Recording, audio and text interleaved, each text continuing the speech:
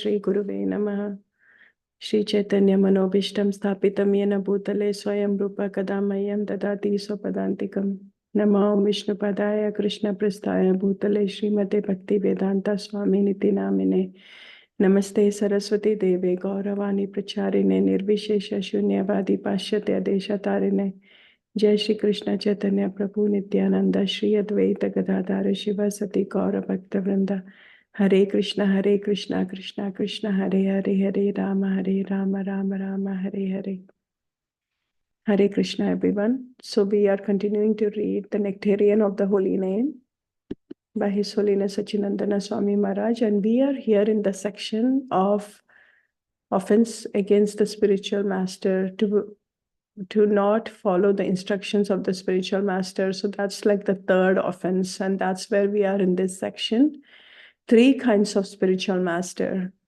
There are three kinds of gurus. The Diksha Guru or initiating spiritual master gives the Krishna Maha Mantra and the Gayatri Mantra Brahman initiation. The Shiksha Guru gives spiritual instructions. Both should be regarded as equally important. One can accept many Shiksha Gurus simultaneously, but only one Diksha Guru, one initiating spiritual master can be accepted. An example is found in Krishnadas Kaviraj Goswami, who at the end of each chapter of his Sri Chaitanya Charitamrita offers obeisances to several spiritual masters. Krishnadas Kaviraj Goswami received Diksha initiation from one spiritual master, but he received instructions from several Shiksha Gurus. The third kind of Guru is very special. The founder Acharya within a Sampradaya, disciplic succession, is a spiritual master who has formulated fundamental directions or who has re-strengthened and expanded the Sampradaya by establishing a specific spiritual movement. Therefore, he is regarded the most important Shiksha Guru of the whole Sampradaya, even for the succeeding generations. Srila Prabhupada is such a founder Acharya. This unique particular position of the founder Acharya is explained in Sri Harinam Chintamani as follows. A devotee must understand that the previous Acharya, the original spiritual master of the Sampradaya, is the Siksha Guru, and only his teachings are to be accepted and not those of any other scholar or teacher. The teachings left by the founder Acharya of the Sampradaya are to be especially honored. He is to be respected as the crown jewel of all spiritual masters. His perfect philosophical conclusions have to be adopted by every member of the Sampradaya. All contradicting teachings must be rejected. One should only accept his teachings and conclusions and none other. And one should not receive spiritual initiation in any other disciplic succession. In his Sri Chaitanya Mangal, Lochan Das Thakur describes how Narada Muni once went to Vrindavan to meet with Sri Krishna Chaitanya Mahaprabhu. Narada Muni show how Lord Chaitanya Mahaprabhu was personally worshipped by Srimati Radharani and her associates on one side, and by Rukmini Maharani and her associates in Dwaraka on the other side. They all prepared an opulent Maha-Abhishek for Sri Chaitanya Mahaprabhu. Narad Muni expressed his worries about the conditioned souls who had forgotten their eternal loving service for Sri Krishna in the universe of the four-headed Brahma. Thereupon, Lord Chaitanya Mahaprabhu, summoning all his present maidservants, declared, "In every age I appear in the material world to deliver the saints and re-establish religion. Without understanding the purpose of my advent, the ignorant people continue to commit sinful activities. It hurts me after that Satyuga sinful activities gradually increase with the progress of the ages. Seeing the appealing condition of Kali Yuga, I feel compassionate and personally incarnate in order to manifest my love. Now, without considering anything else, everyone just come with me and we'll destroy the sinful activities of the age of Kali. With the powerful weapon of Nama Sankirtan, I'll cut the hard knots of demoniac desires from the heart of everyone. Even if the sinners reject religion or flee to foreign countries, still they will get the mercy. I will send my Senapati Bhakta, my supreme commanding devotee, to go there and deliver them. And that is our Srila Prabhupada. I will inundate the entire universe with my love. Not a pinch of misery or lamentation will remain. I will freely give my ecstatic love to the demigods and all moving and non-moving living entities. Sri Chaitanya Mangal, Sutra Kanda 2.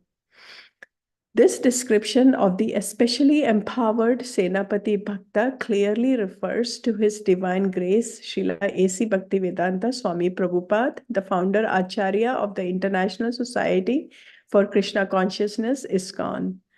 Srila Prabhupada preached Krishna consciousness in a very special way. His style was unique.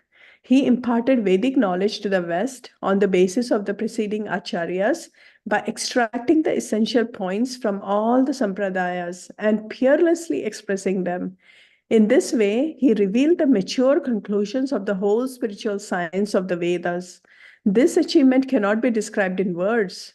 Moreover, he converted this knowledge according to place, time, and circumstances into a language which could be understood by his audience. Thus, he initiated the fallen Western Malechas and Yavanas into the chanting of Vedic mantras as they became qualified, a step which no one had dared to do before him.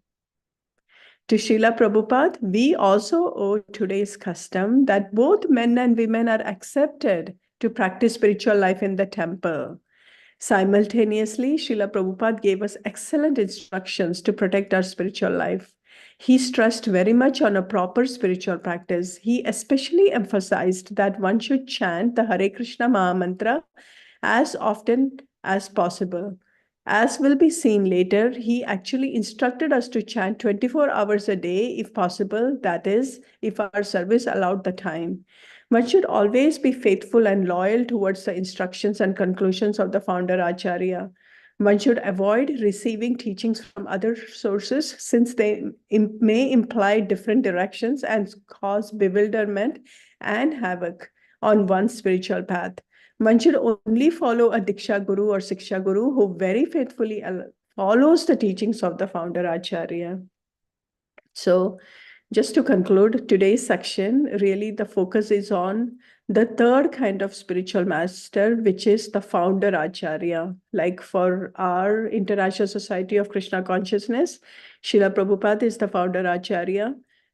So in the beginning, right, we are exploring before we know Krishna consciousness, before we know all that, we may be going through different paths and all that. And finally, when we are connected, these teachings are compatible and we are able to really connect. That's the whole thing, right? We are able to connect and find value, able to see the change, able to learn all that, apply in our life and all of that. And then slowly, we can see that the changes happen in our life and we feel that, yes, this disciplic succession, this philosophy, everything is exactly what I was looking for. And that is when we take the decision that we are seriously going to be connected with this disciplic succession, with this movement right now, right? Like example, those of us that are initiated in this disciplic succession, we have taken initiation. So that just means that we are committed to this parampara, to Srila Prabhupada. And Srila Prabhupada is the one who really brought all of these teachings to the West. And as it is mentioned, right, because there's so many Vedas, there's so many books, and practically speaking, honestly, for me, like with my job, with everything else going on in my life, I don't have the time or the energy or the effort to go through the list of 100 different Vedas, be able to, and even I don't even have the mental capacity even to do that, right? Like, because I'm not that intelligent to be able to interpret all of those.